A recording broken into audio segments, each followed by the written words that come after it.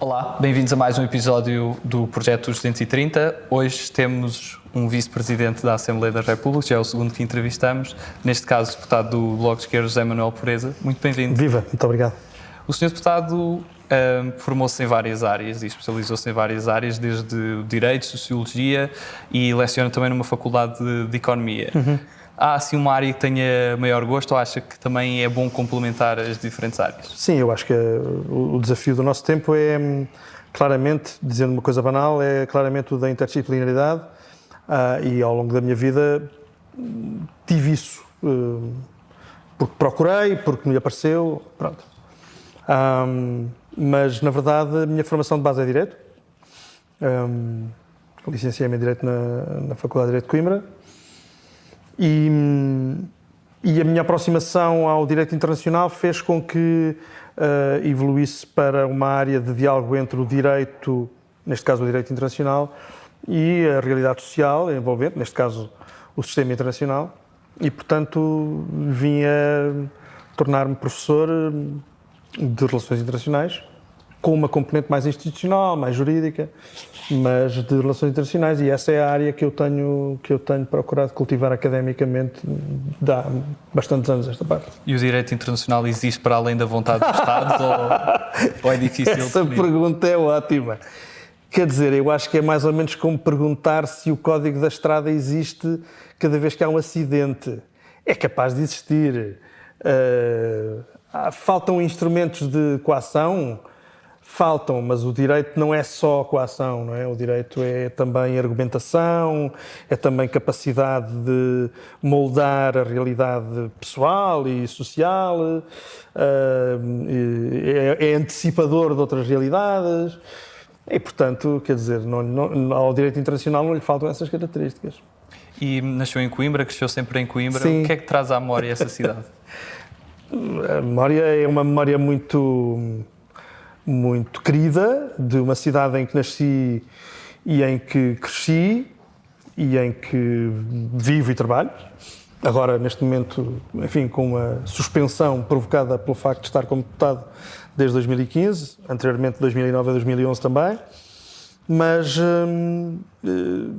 enfim, as minhas memórias, os lugares das nossas memórias mais recuadas são sempre lugares que têm uma magia que até é capaz de deturpar a natureza dos próprios lugares, não é? Nós encantamos os lugares que nos estão na memória, não é? Na nossa memória mais afetiva, não é? E Coimbra, para mim, tem essa característica e é uma cidade pela qual me bato com os instrumentos que estão à minha mão, porque gosto dela, quer dizer, e portanto, se às vezes sou áspero para com quem tem responsabilidades de criar ou de implementar políticas para a minha cidade e para a minha região, se às vezes sou áspero, é porque justamente eu gosto muito daquela cidade e acho que aquela cidade precisava de ter um tratamento bom que às vezes não tem.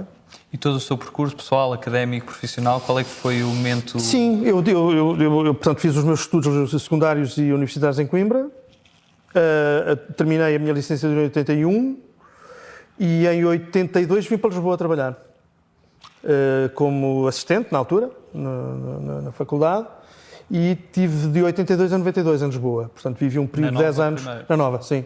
Na Faculdade de Economia da Nova. E tive, portanto, 10 anos de vida lisboeta. Bem, bom rigor, não era bem vida lisboeta, porque isso depois também coincidiu com o nascimento dos nossos dois filhos e pequeninos, e, portanto, essa coisa de vida lisboeta era uma quimera que não estava ao nosso alcance, porque, inclusive, não tínhamos rede familiar de suporte em Lisboa. E, portanto, vivemos esses 10 anos, pronto, eu e a minha mulher, quando digo nós, eu e a minha mulher, e os meus filhos depois, vivemos esses 10 anos, e em 92 regressámos a Coimbra, e desde então estamos lá e lá havemos de ficar. No meio disto tudo, como é que aparece a ligação maior à política? Essa ligação é uma ligação da qual eu não tenho memória do momento em que nasceu, porque eu acho que não há um momento em que isso tenha nascido. Isso decorre de um amadurecimento progressivo, de uma preocupação com a nossa responsabilidade para com o bem comum, não é?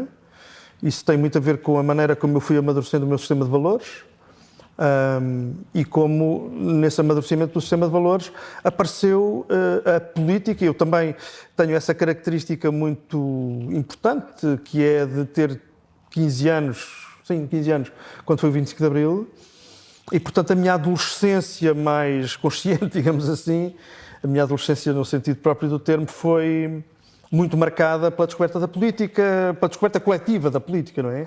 A grande festa logo a seguir ao 25 de Abril e depois o desafio imenso de construir coletivamente tudo, não é? Do local até ao nacional e até para lá do nacional.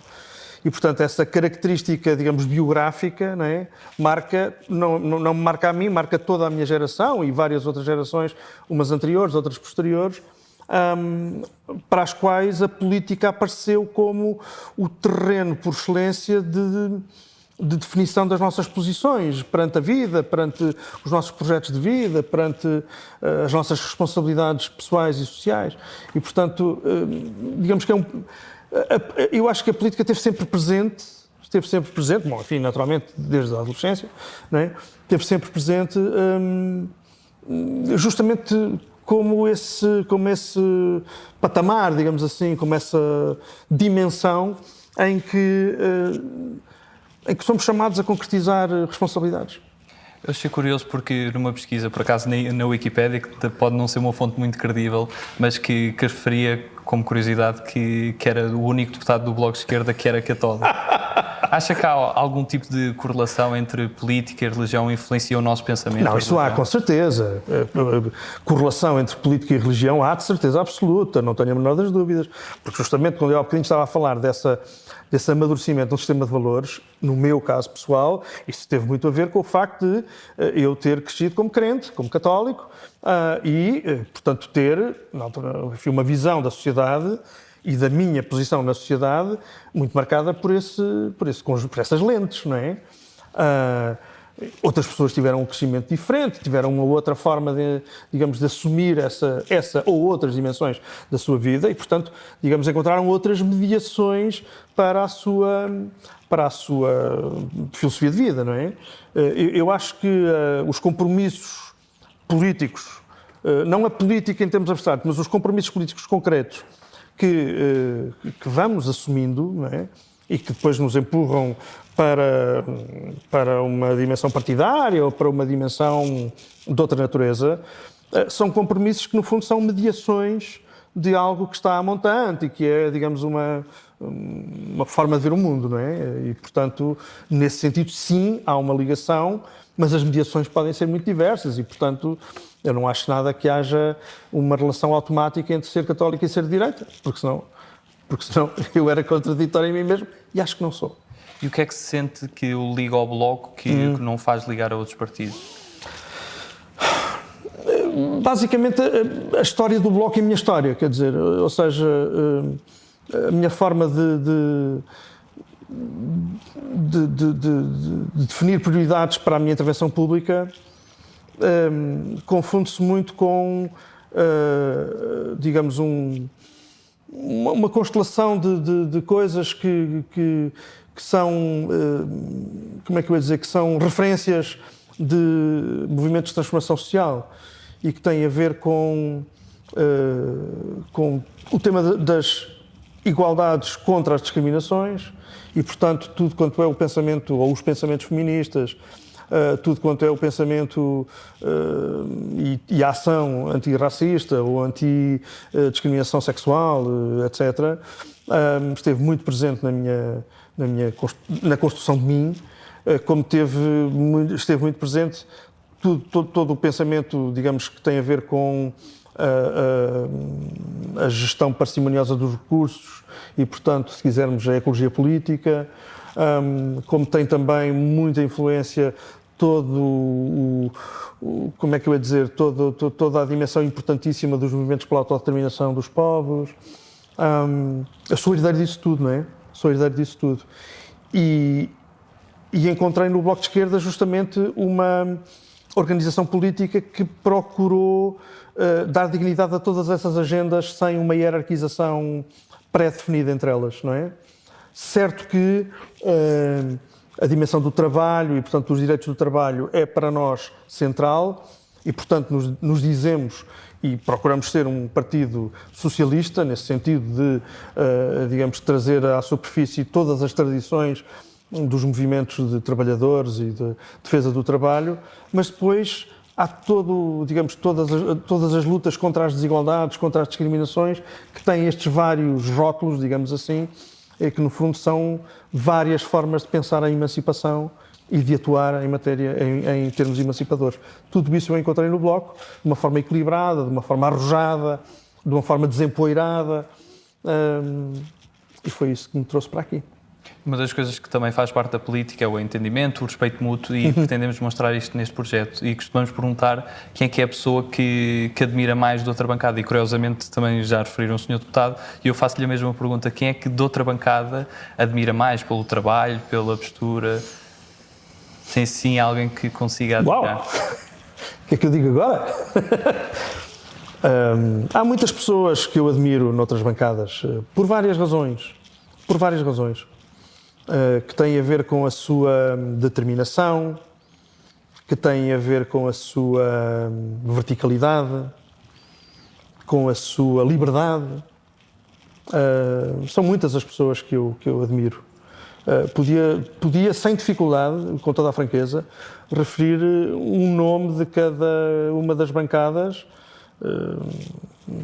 coletivas, com mais do que um deputado, para dizer que aí encontro pessoas pelas quais tenho estima e pelas quais tenho, em doses variáveis, evidentemente, admiração. Mas se tivesse de escolher uma pessoa, se eu estivesse aqui condenado a escolher uma só pessoa, eu diria que a deputada Isabel Moreira é alguém que eu admiro muito pela sua determinação, pela sua combatividade, pela sua capacidade de dar voz a agendas difíceis, muitas vezes de uma forma pouco compreendida e com muita noção de que erramos e de que temos que ser capazes de superar os nossos erros. Falo de Isabel Moreira, de quem sou muito amigo e com quem tenho tido batalhas comuns muito intensas, mas não quero com isto cometer nenhuma injustiça para com outras bancadas, porque em outras bancadas eu encontro, por outras razões, pessoas que admiro muito. A deputada Isabel Moreira também tem experiência académica, ou como Sim. o seu deputado referiu, também tem uma vasta experiência académica. O que é que, para um professor universitário, qual é o maior legado que se pode deixar a um aluno e o que é que acha que ensina mais?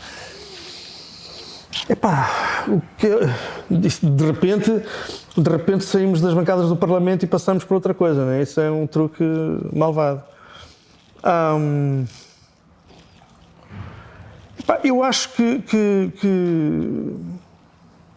estava-me a lembrar da minha mãe. A minha mãe era professora do ensino secundário, professora de um colégio só de raparigas. E ainda hoje, minha mãe já morreu há muito tempo, ainda hoje, mulheres que estão agora na casa dos 60, 70 anos, se abeiram de mim, sabendo que eu sou filho daquela senhora que foi professora de geografia delas, e me vêm dizer da enormíssima gratidão e da enormíssima admiração que tinham pela minha mãe. Isto é muito frequente, eu fico sempre de lágrima ao olho por causa da emoção que isto me provoca. E o que é que elas me dizem? Elas dizem-me que era uma pessoa que as respeitava muitíssimo, que as ouvia muitíssimo, que dialogava com elas de uma forma desinibida, exigente, argumentativa, e que isso as marcou muito. Eu devo ter qualquer coisa seguramente, de cromossoma materno. Mal seria se não tivesse. Eu quero muito ter esses cromossomas. Eu acho que isso me marcou também no meu desempenho como professor, evidentemente. Ou seja, eu tenho uma forma, enfim, desempoeirada QB de me relacionar com os meus alunos e alunas.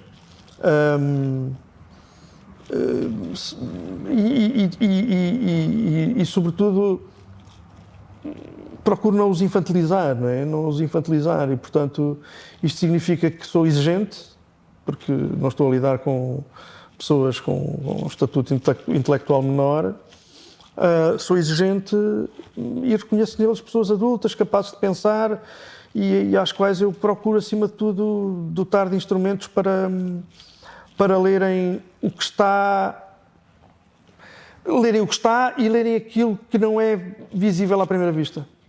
Eu acho que é essa pedagogia da descoberta, não é? Essa pedagogia da descoberta, utilizando uma imagem que é muito frequente, ver aquilo que a Alice viu para lá do espelho, não é? A Alice no País das Maravilhas passou para o outro lado do espelho e foi ver outra realidade que ninguém via e que estava lá. E, portanto, eu acho que essa missão de dotar estas pessoas de instrumentos para fazerem essa descoberta e para terem posições vincadas é muito importante. Nós de vez em quando também aceitamos perguntas do público e temos aqui duas questões. Nossa A Senhora. primeira é do Pedro Monteiro e pergunta quais são as funções de um vice-presidente da Assembleia e por que razão há vários. Vamos lá ver. Em primeiro lugar, há vários porque na Organização da Assembleia da República se entende que deve haver uma representação das principais forças políticas na mesa da Assembleia da República. No fundo é isso, na direção política, digamos assim, da Assembleia da República. E, portanto, nós somos 4 vice-presidentes, um por cada uma das principais, das 4 forças políticas mais votadas. Portanto, neste momento, a primeira vice-presidente é do Partido Socialista, o segundo é do PSD, o terceiro é do Bloco de Esquerda e o quarto é do PCP. Justamente as 4 forças políticas mais votadas. A nossa missão, acima de tudo, é ajudar a presidir a Assembleia. Isto significa que nós temos, desde logo, funções delegadas pelo Presidente e que têm a ver com não só funções de representação da instituição. Na sexta-feira eu irei participar em nome do Presidente da Assembleia da República na sessão comemorativa da participação de Portugal na Primeira Guerra Mundial. Portanto, apenas um exemplo entre muitos outros. Temos a função de receber quem vem à Assembleia da República a apresentar petições ou iniciativas legislativas, portanto, receber os cidadãos que vêm à Assembleia da República exigir-nos que legislemos, ou enfim, solicitar-nos que legislemos sobre uma determinada matéria. Essa é uma função que também temos. A função de presidir ao plenário, o que não é coisa fácil, diga-se de passagem. É muito desafiante, muito exigente. Mas o Presidente, enfim, por razões da sua própria agenda, da sua própria vida, muitas vezes delega em cada um de nós essa tarefa de, parcialmente, enfim, fazermos a presidência do plenário. E, portanto, são estas as funções que tem o Vice-Presidente. Não é um panache que nós ostentemos, nenhum de nós ostenta esse panache, sou Vice-Presidente e tal, uma coisa. Não é isso. Mas é uma responsabilidade. Mas é uma responsabilidade institucional e que nós temos que desempenhar com arte. Avançamos agora para a segunda parte da nossa entrevista, é uma parte ainda mais dinâmica e começamos aqui por algumas escolhas que eu lhe proponho. A primeira é entre segurança ou liberdade. Não é possível fazer uma escolha, não é? Porque não há liberdade sem um quanto mínimo de segurança e a segurança onde falta a liberdade é opressiva e, portanto, eu creio que se eu tivesse que jogar um X ou 2, punha X, claramente, porque quer dizer, tem que ser justamente a experiência das nossas vidas é esse equilíbrio sempre, e que não são vetores opostos. Sempre dinâmico entre liberdade e segurança. E entre humildade e ambição? Humildade. Cães ou gatos? Cães, claro. The Voice ou Got Talent? Nenhum deles, zero. Campo ou cidade? Campo ou cidade? Cidade desde que se possa estar no campo bastante tempo. Conta-me como foi ou até que a vida nos separa. Até que a vida nos separa, amigo, claro. Só pode. Eu creio que se percebe porque é que eu sou claramente adepto do Até que a vida nos separa, porque, enfim, além de ser uma excelente série, tenho uma relação afetiva com o facto de o realizador ser meu filho. E por ele eu tenho uma enorme admiração. E qual é a coisa mais bonita na nossa vida? A coisa mais bonita na nossa vida é a inquietação. É essa disponibilidade para estarmos sempre profundamente insatisfeitos e profundamente alerta para com aquilo que se passa à nossa volta. E a música Inquietação também explica bem isso? Claro, com certeza, com certeza. Está ali uma fotografia do Zé Mário Branco. Aquela fotografia ali ao meio é da última vez que estive com o Zé Mário Branco. E falando de outro grande cantor, Sérgio Godinho ou António Variações? Cada um no seu cada um um dia António Variações, outro dia Sérgio Godinho. Dois grandes intérpretes do amor sob a forma de canção, dois grandes desafiadores a uma liberdade polifacetada, cada um com um estilo próprio, e eu sintonizo mais com o Sérgio por razões que têm a ver com a minha vida, com a minha trajetória de vida, mas sou muito admirador do António Variações, sim. Lenin ou Marx? Marx. Macron ou Merkel? Nenhum. Circulatura do quadrado ou eixo do mal? Francamente, não sou capaz de responder. Não sou capaz de responder. Não sou. Sagres ou Superwalk? Acho que é Sagres espanhol, não tenho assim uma coisa muito definida. Sagres. 230 ou 180?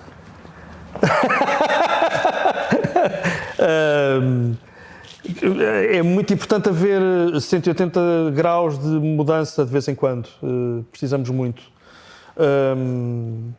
230 é o símbolo de uma luta importante em que estou nesta altura e, portanto, aprecio-a muito. Mas, enquanto atitude de vida, eu acho que o 180, sem desprimor para o vosso trabalho, o 180 é o símbolo dessa viragem radical que às vezes precisamos impor à nossa vida. Mas em termos de números de deputado, prefere os 230? Não, isso aí, se a questão tem a ver com o número de deputados, eu sou adepto de que nós não temos deputados a mais. E se tivesse a possibilidade de convidar uma pessoa com quem nunca teve a oportunidade de almoçar, quem é que seria essa pessoa? Papa Francisco. Papa Francisco. E em termos literários, tem sim alguma preferência? Tenho várias preferências. Sou um adepto indefetível do Miyakoto, que é um criador de palavras e de pensamento como poucos. Sou um adepto indefetível do Philip Roth. E depois e sou um adepto, claro, sou um adepto indefetível do John le Carré. Esses são os três, digamos, são aqueles de quem eu tenho a coleção. Depois há aqueles e aquelas de quem eu vou lendo coisas que me fascinam, pontualmente. E no mundo da música? O que é que quer que eu diga do mundo da música? Já falámos aqui de algumas figuras, mas Sim. há assim alguma banda ou cantor que ouve mais? Há 3 ou 4 nomes que eu tenho num lugar muito especial. Aquele que é assim o mais destacado nesse lugar especial chamava-se Paco de Lucia. Eu já disse isto uma vez e vou dizer aqui também. No cemitério de Algeciras, cemitério municipal de Algeciras, cemitério velho de Algeciras, onde está sepultado o Paco de Lucia, está uma guitarra de bronze junto do seu lugar de túmulo. Está uma guitarra de bronze que diz: respeitou a tradição, mas desobedeceu. E eu sou um admirador incondicional do músico Paco de Lucia. E acho que essa atitude musical de respeitar, conhecer até ao limite a tradição, neste caso do flamenco, não é? E conhecer tão bem que se dá o passo para enriquecer, desobedecendo à tradição, é qualquer coisa que é uma lição de vida, não é? É uma lição de vida que vai muito para lá da música, não é? Respeitar a tradição, mas desobedecer. É qualquer coisa que eu acho que é um lema de vida. Portanto, Paco de Lucia, claramente um lugar de grande destaque. Depois há dois outros nomes que eu referiria. Um deles é um deles é o Eric Clapton, de quem eu sou como bluesman, não a título pessoal, acho, depois de ter lido a biografia dele, acho que não é propriamente recomendável, mas como bluesman é um tipo absolutamente fascinante, um artista extraordinário, um guitarrista sublime. E noutro plano completamente diferente, há pouco falámos do José Mário Branco e eu diria que o José Mário Branco é o cantor, é o cantor, ou o cantautor, não é? Como costumamos dizer, que relativamente à música de intervenção em Portugal mais admirei sempre e continuo a admirar imenso, sempre que depois tive a oportunidade de me cruzar com ele pessoalmente e, portanto, isso acrescentou esse lado mais emocional à coisa.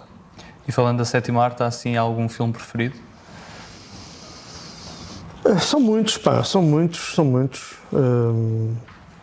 Mas se eu tivesse que escolher um, era capaz de escolher, não sei, eu fui muito, na minha adolescência, fui muito influenciado por filmes de grandes realizadores italianos. O Fellini, desde logo, o Visconti. Talvez escolhesse... O Visconti é um tipo pesado, é um tipo difícil, mas talvez escolhesse o Leopardo. Creio que é um filme imorredouro, não é? Justamente sobre a transição da velha aristocracia para a sociedade industrial e, portanto, com a nova arrumação de classes. Era capaz de escolher o Leopardo. Qual é aquele país que nunca visitou e que gostaria de visitar? Não tenho nenhum. Não tenho assim um país onde... Quer dizer, gostaria de ir a todos os países, sem exceção, mas não há nenhum país que eu... Há um sítio onde eu gostava de ir e que não gostava de não morrer sem lá ir, que é o extremo sul da América do Sul, a Terra do Fogo. Gostava mesmo. Gostava de ir à Patagónia e estar e fazer... Mas não podia ser no inverno, porque depois era capaz de não ver grande coisa. Mas gostava muito de ir ao extremo sul da América do Sul. Agora passamos a um segmento de palavras soltas. Nossa Senhora! Há primeiras escolhas, agora é palavras soltas. Agora palavras soltas também são interessantes. A primeira que escolhi, neste caso porque vi ali o livro, Utopia. Uhum. O que é que lhe vem à cabeça? Primeiro. Vem-me à cabeça... digo só uma palavra? Pode ser mais que uma. Não. Utopia é o impossível feito realidade. E é, portanto, digamos, uma exigência permanente. Igualdade. Igualdade é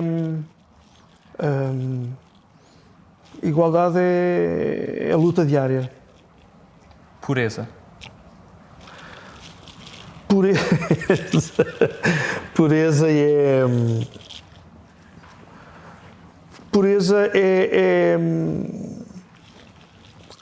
o primeiro riso do meu neto. Prisão. Prisão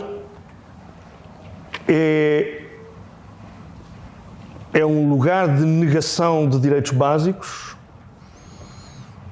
e não tinha que ser assim. Cabo Delgado.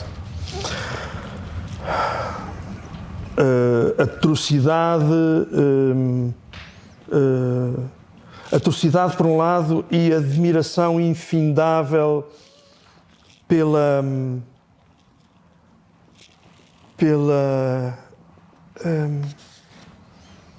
resistência suave das pessoas. Tesla.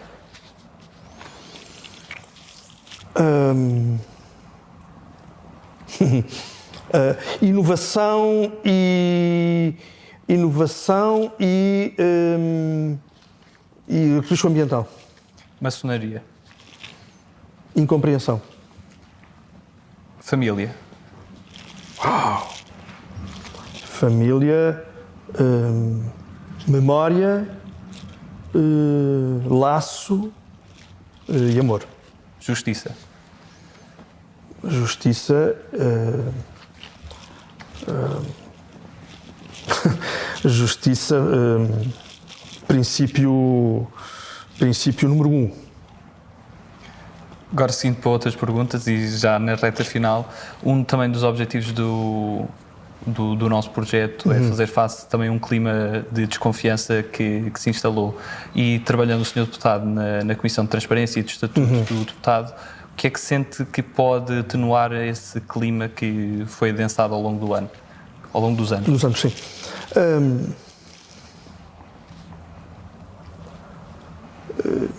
Eu acho que tudo aquilo que se faça para regular de uma forma determinada a relação entre a representação política e o poder económico é importante, muito importante. Preocupa-me mais essa dimensão, muito mais difícil, do que, digamos, os passos que se vêm dando no sentido de dar um bocadinho mais de transparência ao exercício cotidiano, ao exercício cotidiano formal da representação política, ok? Portanto, eu acho que o que está por fazer são duas coisas, que depois se desdobram em coisas concretas, não é? Mas há dois grandes aspectos que eu acho que precisam de ser trabalhados. Um é a coragem e a determinação, enfim, dentro dos parâmetros próprios de um Estado de Direito, com certeza, mas a coragem e a determinação na concretização daquela ideia tão importante que é a follow the money. Nós temos que ir atrás do rastro do dinheiro. E, portanto, luta contra a corrupção implica isso. Implica muitas outras coisas, mas sem isso, nada a fazer.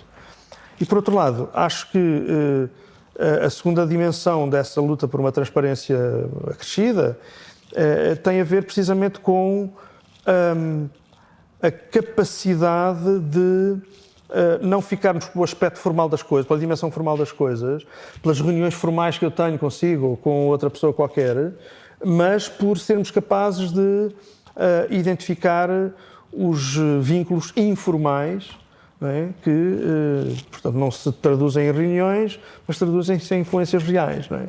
Eu acho que essas duas coisas são muito difíceis, evidentemente. É preciso ter uma capacidade de imaginação jurídica muito grande, mas sem isso eu acho que nós ficamos sempre aquém daquilo que é necessário.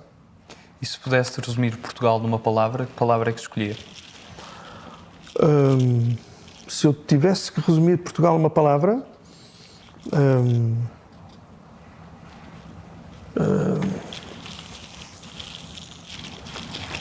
projeto.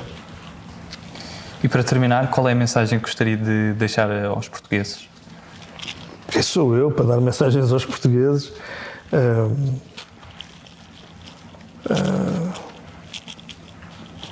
Aos portugueses eu diria o Fernando Lopes Graça, numa altura de anos de chumbo da ditadura, não é? Interpretando aquilo que era o sentimento da sua geração, escreveu um cântico, não é? Uma canção heroica que tinha como refrão o acordai, não é? Acordai, ponto de exclamação e tal, depois aquelas vozes que vão subindo de intensidade. E eu aos portugueses não digo acordem, não digo isso porque isso é uma arrogância sem fim, mas às pessoas que, enfim, que virem esta nossa conversa, digo que é muito importante estar desperto, bem desperto, para tudo aquilo que se passa à nossa volta. E que a malta mais nova tão bem interpreta com a sua grande mobilização para as questões relativas às alterações climáticas, não é? gerações de pessoas mais jovens que